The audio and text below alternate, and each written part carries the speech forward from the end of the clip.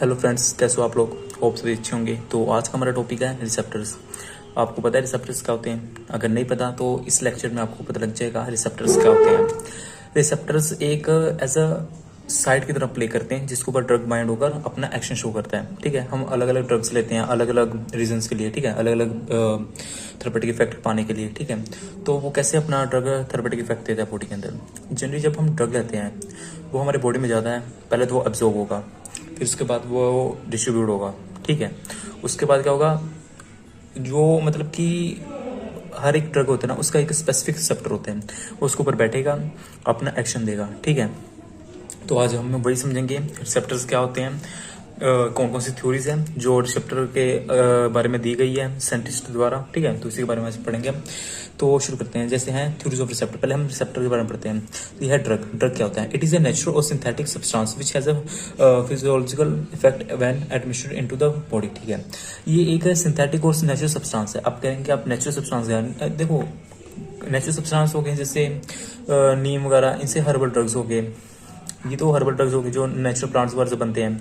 ऐसे इसको हम सिंथेटिकली भी बनाते हैं। ठीक है ना, तो जैसे अब सोचो कि जो लेमन है एक्चुअल में ये भी एक ड्रग ही है। ठीक है, जब आप लेमन को हम ऐसे रो में भी तो ले सकते हैं, उसका जो सिट्रिक जो हम उसका जैसे रस वगैरह निकालते हैं, बनाते हैं अपना नींबू पानी वगैरह। ठीक है, वो भी एक ड्रग की तरह ही एक्ट कर रही है। ठीक है, इम्यूनिटी बढ़ाने के लिए।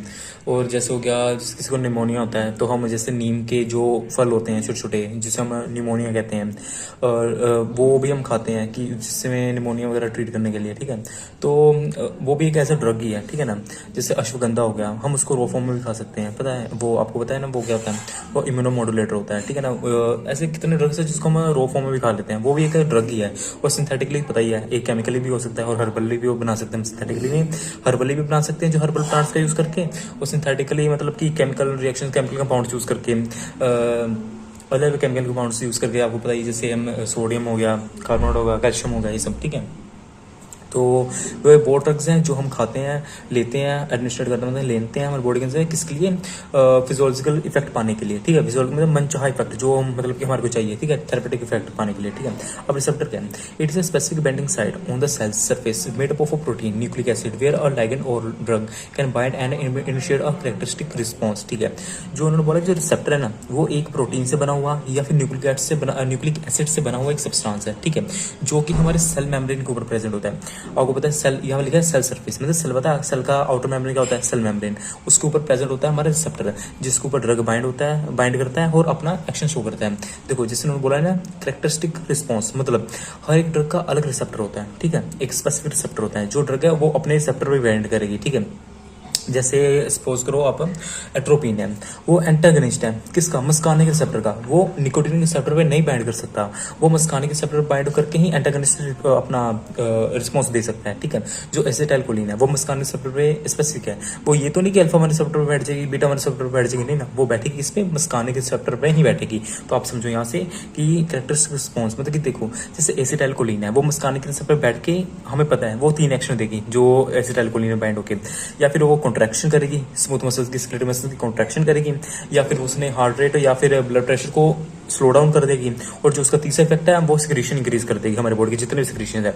अब इससे अलावा कोई दूसरा तो नहीं हो सकता, ये तो नहीं हो सकता कि वो हेलुसिनेशन कर देगा, सेडेटिव इफेक्ट दे देगा, ये सब तो नहीं देता ना। जो उसका सब हमारे को पता है ना उसका एक कैरेक्टरिस्टिक रिस्पॉन्स है कि यही मिलेगा, हम खाएंगे तो यही मिलेगा। अब पैरासीटामोल है, अब आप लेते हो ये, अब देखो कैंसर में तो पैरासीटामोल नहीं लेते हैं, आपको भी पता है, हम लेते हैं पेन में, माइल्ड फीवर में, इन सब में लेते हैं। ठीक है, अब जैसे डायबिटीज हो गया, अब जो डायबिटीज का ड्रग है आप कोलेस्ट्रॉल लेवल कम कर लेंगे तो नहीं लेते हो, डायबिटीज का ड्रग हम शुगर जो लेवल होता है, जो ब्लड ग्लूकोज लेवल होता है उसको रिड्यूस करने के लिए लेते हैं। ठीक है ना, तो ये स्पेसिफिक रिस्पॉन्स है जो स्पेसिफिक ड्रग से मिलता है। ठीक है, अब यहाँ पे लिखा है क्लासिफिकेशन ऑफ लाइगैंड और ड्रग।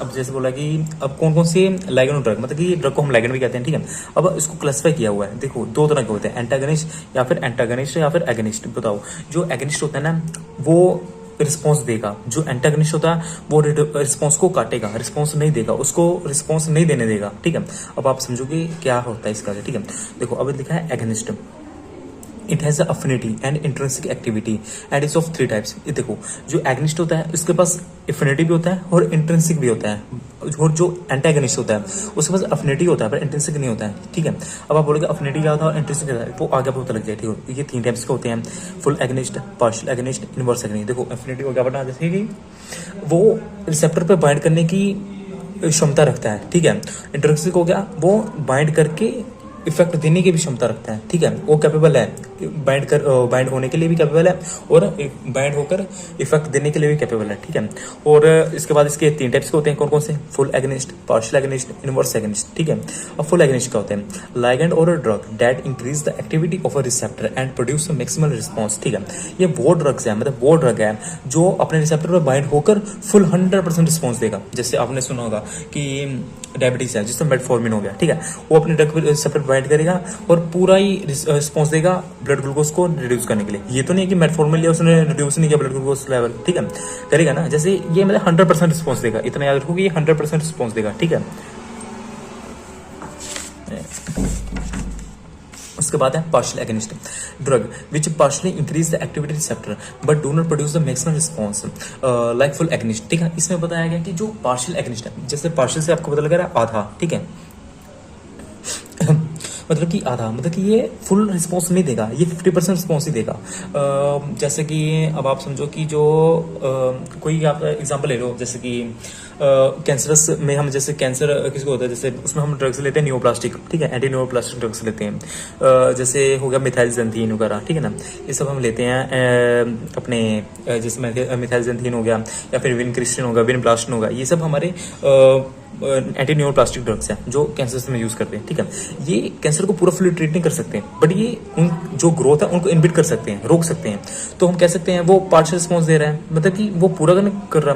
या फिर ये भी एग्जाम्पल रहने दो आप, ये इतना ही समझो कि ये 100% रिस्पॉन्स नहीं देते हैं। ठीक है, ये 50% रिस्पॉन्स ही देते हैं। ठीक है, वो एग्जाम्पल वो रहने दो, वो कॉम्प्लिकेटेड है, वो रहने दो, यही समझो कि ये 50% रिस्पॉन्स ही देंगे। ठीक है, हमने 100% सोचा था, बट ये 50% ही देंगे रिस्पॉन्स। ठीक है, बट जो फुल एगनिस्ट है वो 100% रिस्पॉन्स देंगे। ठीक है, अब इसके बाद है इनवर्स एगनिस्ट। इनवर्स एगनिस्ट कौन से होते हैं, देखो, drugs which decrease the activity of an active receptor और टू द इनएक्टिव स्टेट। देखो, ये वो ड्रग्स होते हैं जो रिसेप्टर, जो एक्टिव रिसेप्टर है उसकी एक्टिविटी को डिक्रीज कर देंगे या फिर उसको इनएक्टिव स्टेट में तब्दील कर देंगे। देखो, जो रिसेप्टर है वो एक्टिव रिसेप्टर है। ठीक है, मतलब कि वो एक्टिव फॉर्म में है रिसेप्टर, जब उसके ऊपर ड्रग बाइंड करेगा तो उसने अपना रिस्पॉन्स दे देना है। तो ये ड्रग्स क्या कहते हैं, उसको ब्लॉक करके इनएक्टिव स्टेट में ले जाते हैं। ठीक है, अब आप एग्जाम्पल से समझो, जैसे ये अपना रिसेप्टर है। ठीक है, ये रिसेप्टर है, अब ये एक्टिव स्टेट में है। ठीक है, मतलब कि जब इसके ऊपर ड्रग बाइंड करेगा ना ऐसे, तो इसने क्या करना है, रिस्पॉन्स देना ही देना है। ठीक है, अब ये जो एगनिस्ट क्या होते हैं, एंटागनिस्ट क्या होते हैं, ये भी ये एंटागनिस्ट है। ठीक है, समझ लो कि एंटागनिस्ट है। ठीक है, इसने जैसे एंटागनिस्ट को हम ऐसे फिल करके आपको पता लग जाए कि एंटागनिस्ट है, इसको हम पूरा फिल कर देते हैं। ठीक है, ये एंटागनिस्ट है, रिसेप्टर बाइंड हुआ, ये रिसेप्टर पर बाइंड हुआ और इसने ब्लॉक कर दिया इस रिसेप्टर को, ये इनएक्टिव स्टेट में ले गया। ठीक है, ये रिसेप्टर को इनएक्टिव स्टेट में ले गया, मतलब इसके ऊपर एक्टिव, मतलब कि इसके ऊपर अब ड्रग बाइंड नहीं करेगा और ना रिस्पॉन्स आएगा। ठीक है, जब तक ड्रग ये हटेगा नहीं तब तक दूसरा ड्रग इस पर बाइंड नहीं कर सकता, मतलब कि अपना एगनिस्ट ड्रग बाइंड नहीं कर सकता जो एक्टिव ड्रग है, और रिस्पॉन्स नहीं देगा। ठीक है, तो ये वो ड्रग्स होते हैं जो इनएक्टिव फॉर्म में ले जाते हैं इस रिसेप्टर को। ठीक है, इसको देख रहे हो ना आप, जैसे इनएक्टिव फॉर्म में ले गया ये उसकी रिड्यूस ही कर दी उसकी एक्टिविटी। ठीक है, आपको पता लग गया, वो उसकी रिसेप्टर की एक्टिविटी को डिक्रीज कर देंगे। ठीक है, अब आता है जैसे इसे आप देख सकते हो उसके ग्राफ की तरह कि जैसे 100% रिस्पॉन्स कौन दे रहा है, फुल एगनिस्ट। पार्शियल कितना दे रहा है, 50%। जो न्यूट्रल एगनिस्ट एंटागनिस्ट हो गया, ये अपने मतलब कि जीरो, ना ये दे रहा है ना बढ़ा रहा है उसकी एक्टिविटी को, ना कम कर रहा है। ठीक है, और जो इनवर्स एगनिस्ट हो गया, ये क्या कर रहा है, ये अपना -50, मतलब कि ये एक्टिविटी को रिड्यूस कर दे रहा है। ठीक है, ये नेगेटिव साइड ले जा रहा है। ठीक है, नेगेटिव मतलब कि ये रिड्यूस कर रहा है, ये बढ़ा नहीं रहा है, रिड्यूस कर रहा है। ठीक है, ये अपना डोज हो गया, रिस्पॉन्स हो गया। ठीक है, अब इसके बाद हम बात करते हैं एंटागनिस्ट की। ठीक है, एंटागनिस्ट क्या होते हैं, it has an affinity but no intrinsic. जैसे मैंने बताया, इसके पास बाइंड करने की क्षमता है, बट बाइंड करके रिस्पॉन्स देने की क्षमता नहीं है इसमें, ये कैपेबल नहीं है इतना, ठीक है। इसके पास एबिलिटी नहीं है एक्टिविटी, मतलब कि इसके पास एबिलिटी है बाइंड करने की, पर एबिलिटी नहीं है इफेक्ट शो करने की, ठीक है। इसलिए हम इसको एंटागनिस्ट कहते हैं। नो इंट्रिंसिक एक्टिविटी याद रखना, ठीक है, बट एफिनिटी होती है इसके पास, ठीक है। अब ये भी टू टाइप होते हैं, रिवर्सिबल, इरिवर्सिबल। एक ना ये ना एज इनवर्स एग्निस्ट की तरह ही होते हैं, बट वो इनवर्स एग्निस्ट नहीं होते हैं। जो इनवर्स एग्निस्ट है वो ना रिसेप्टर की एक्टिविटी को डिक्रीज कर देते हैं, और जो एंटागनिस्ट होते हैं ना ये ना भला वो ना ब्लॉक ही कर देंगे रिसेप्टर को, ठीक है। वो रिसेप्टर को ब्लॉक कर देंगे, फिर ड्रग बाइंड ही नहीं कर पाएगा, ठीक है। अब जैसे क्या होगा इसमें टू टाइप का, रिवर्सिबल, इरिवर्सिबल। अब जो रिवर्सिबल है मतलब कि वो रिसेप्टर पे बाइंड करेगा और हट भी सकता है। जैसे यहाँ समझो आप, ये रिसेप्टर पे बाइंड किया, ठीक है, ये रिवर्सिबल की बात करें, ये थोड़ी देर बाद रिसेप्टर से हट जाएगा, ठीक है। और जो नो इरिवर्सिबल होते हैं, ये रिसेप्टर पे बाइंड किया और बाइंड ही कर रह जाएगा, ये हटेगा ही नहीं, कहता मैं जिद्दी हूँ भाई, जो मर्जी कर ले, जो उखाड़ना है उखाड़ ले, ठीक है, ये हटेगा ही नहीं वहां से, यहाँ समझो, ठीक है। तो जो रिवर्सिबल है वो भी फर्दर टू टाइप्स का है, कॉम्पिटेटिव, नो कॉम्पिटेटिव, वो भी समझो क्या होता है, ठीक है। अब देखो कॉम्पिटेटिव क्या होता है। कॉम्पिटेटिव रिसेप्टर होते हैं the antagonist competes with the agonist for the orthosteric side for binding to the same receptor. देखो ये वो होते हैं जो ड्रग के साथ ना लड़ते हैं कि भाई मैं बैठूंगा, जैसे वर्ल्ड कप हो रहा है, ठीक है, 2 टीम्स लड़ रही हैं, तो समझ लो कि जो इंडिया है वो अपनी होगी ड्रग, ठीक है, जो अपनी ऑस्ट्रेलिया होगी, ठीक है, वो होगी अपनी एंटागनिस्ट, ठीक है, वो लड़ रही है इंडिया के साथ, ठीक है, कि भाई मैं लूंगा वर्ल्ड कप, वो कहता है मैं लूंगा वर्ल्ड कप, ठीक है।